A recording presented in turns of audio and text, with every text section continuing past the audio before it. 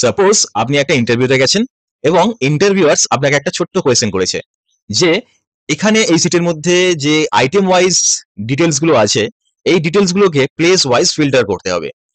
এই place wise filter করার জন্য আমরা যেটা নর্মালি করে থাকি সেটা হচ্ছে কি আমরা এই পুরো হেডারটাকে সিলেক্ট করি। সিলেক্ট করার পরে কিবোর্ড দিয়ে প্রেস করি কন্ট্রোল শিফট আর এল।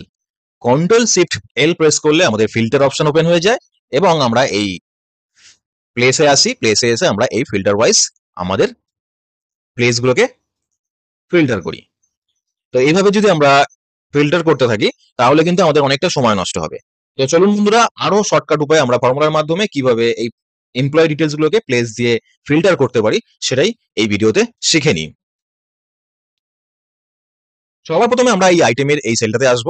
এখানে এসে আমরা ফিল্টার ফর্মুলা অ্যাপ্লাই করব। Is equal to filter bracket open এর জন্য পুরো আমরা এই রেঞ্জটাকে পুরো সিলেক্ট করব, কমা দেবো। এখানে চাইছে ইনক্লুডস, তো ইনক্লুডস এর জন্য আমরা পুরো প্লেসের এই রেঞ্জটাকে সিলেক্ট করব, ইজ ইকুয়াল টু দেবো। ইজ ইকুয়াল টু দিয়ে আমরা এই সেলটাতে ক্লিক করব। ব্র্যাকেট ক্লোজ করে এন্টার করলে দেখুন আমাদের এখানে প্লেস ওয়াইজ পুরো ডিটেলসটা চলে আসছে।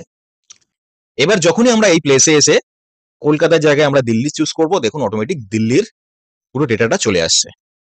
এবার যদি আমরা মুম্বাই চুজ করি দেখুন অটোমেটিক মুম্বাইয়ের ডেটাটা ফিল্টার হয়ে এখানে চলে আসছে। তো বন্ধুরা ভিডিওটা কেমন লাগলো অবশ্যই কমেন্ট করে জানাবেন, আর এই ধরনের আরো ইনফরমেটিভ ভিডিও পাওয়ার জন্য অবশ্যই এই চ্যানেলটিকে ফলো করবেন।